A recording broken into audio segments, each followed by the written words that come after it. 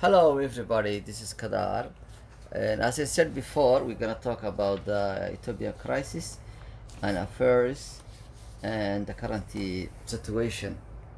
So, Ethiopia, first we could talk about the history, and then the current affairs, and later on we're gonna talk about some points for the solutions and how it affects about the geopolitics of the region and the country and its neighbors and how all this goes.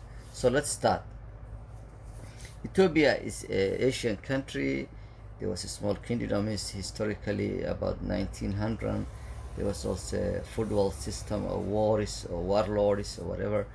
So basically it was small princes for kingdoms. But most importantly, the modern history of Ethiopia, it emerged under the Menelik in 1896. There was some of when the Italians he take over the country and expanded in the southern Ethiopia and east of Ethiopia by conquest, and that was his history. Then later on, Haile Selassie, that's most important, a modern history of Ethiopia.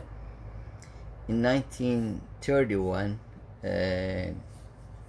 he take over the country, and Italians invaded Ethiopia in 1935, basically, and before the Second World War.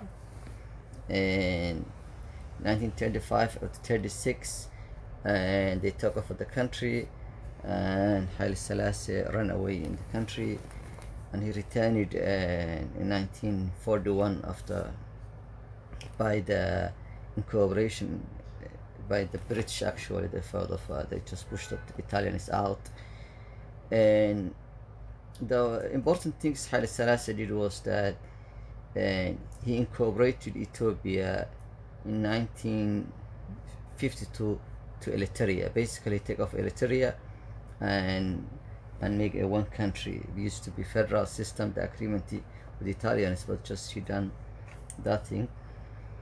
And later on, Mengistu Haile Mariam, a socialist military man, take over by coup, and in 1974, and he made the country Ethiopia mostly a socialistic republic, and he just ruling for a while until, and then a lot of political parties, all these freedom fighters, and a lot of crises started after him. There was a political movement and who want freedom, separatist rebels, all this stuff, and even war in Somalia in 1977.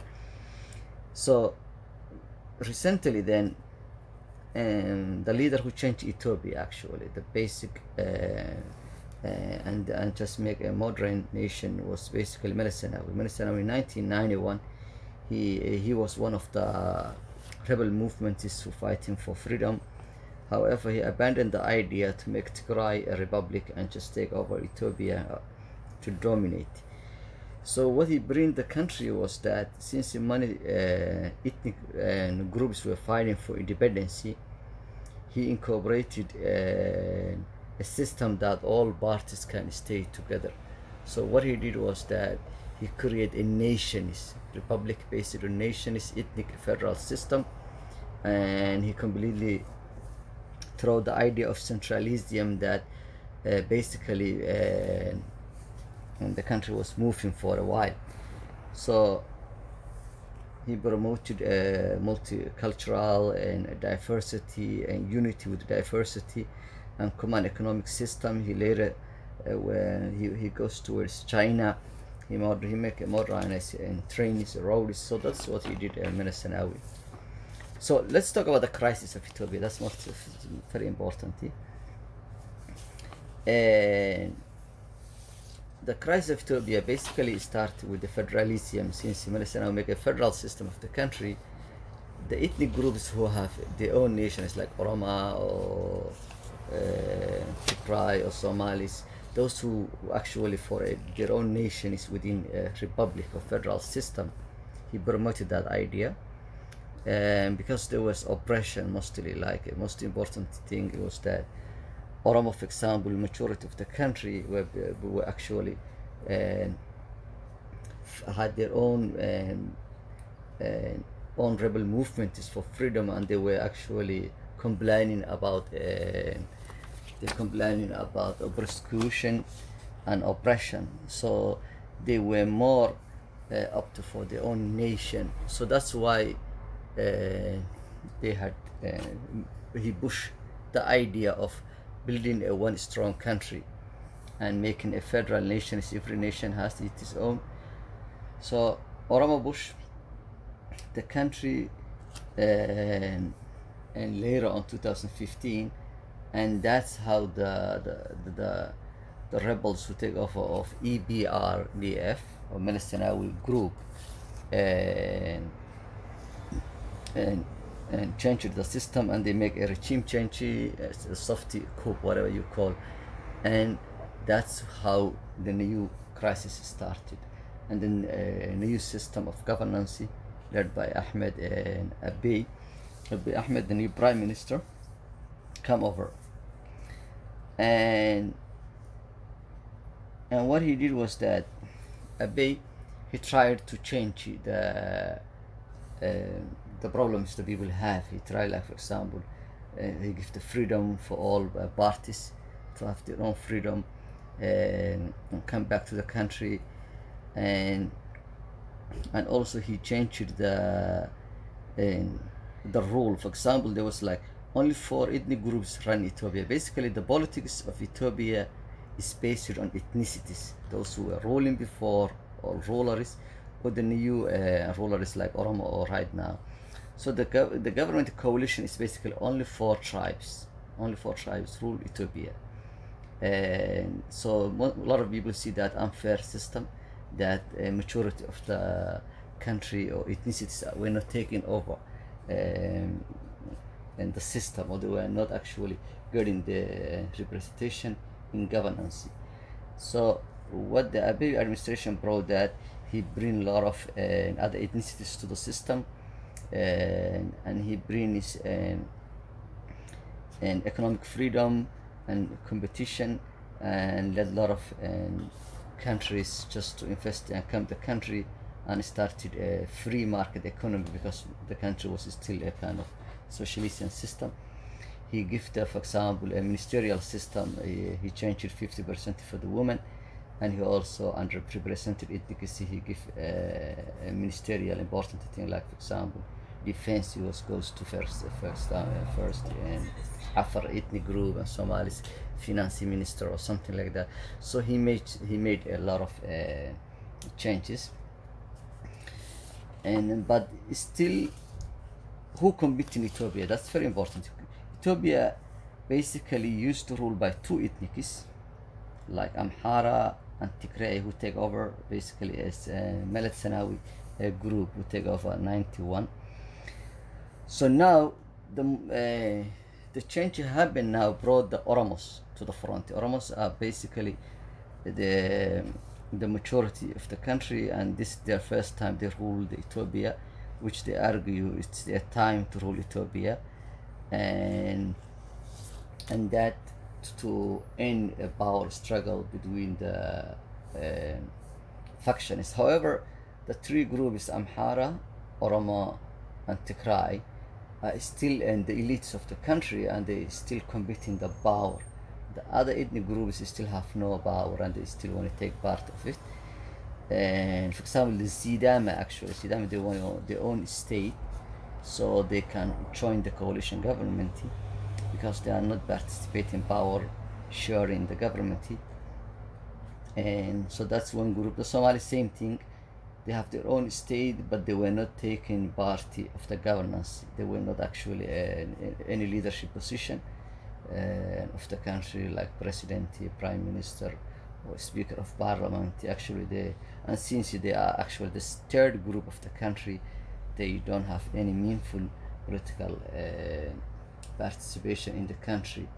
So, and it's one of the reasons the ethnicity is very important when it comes to participation of politics in Ethiopia.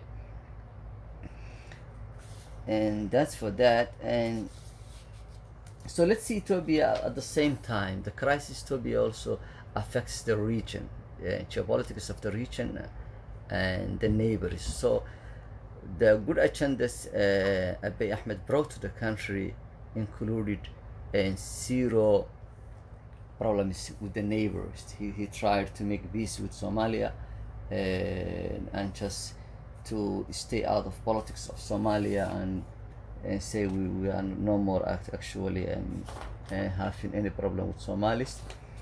And then he also make peace with Eritrea. Eritrea is the one, for example, let's get back to a little bit. Eritrea fought of Mahadsanid. Mahadsanid fought of Ethiopia. Eritrea, he gave the independence first, but later he fought over them about some economy or like money exchange, whatever. So the country goes to war for a long time, and this is the first, actually this 2019 is the first time they make a peace since the war. So Ahmed Abiy brought that peace and made a peace with Eritrea, and actually he just tried to make a regional peace with neighbors and created a regional grouping that benefited the region actually very needed time, and promoting peace and working together as a region. But geopolitics of the country, since East Africa is mostly a lot of security issues and a lot of poverty in the countries and a lot of refugees and geolocation of the region itself in the Red Sea and Indian Ocean, all that, Ethiopia become a geopolitics of the countries like in China and the West is one of those countries they compete, since even Ethiopia goes to China and Russia coalition, and we're actually benefiting economic of the China's actually one of the debt those did a lot of the. So what's the solution? Let's just wrap up the things now. And solution Ethiopia is to get the peace. Actually they need to make a union with itself, also like giving a power like Sidama groups. They should have their own state, and the country should actually make a union of nations for a while until the country just settles itself, because a lot of people still feel they don't have participation in the system. So they should also, the good thing is also they want to do is that an election is have to come on time, and the region is have to have its own governance. They should have a confederation system, or actually the federal system they are based on ethnicity they already have, and the elections and all that stuff takes part. And the regional, actually to make the region peaceful, they have to work together and make the peace of the country. So that's it for today. Maybe we have one more video because this is a huge country and needs a lot of people. So thank you for listening. I appreciate you taking time. So have a nice day, and please subscribe and like the video. Nabat. Bye bye. That's for today. Have a great day.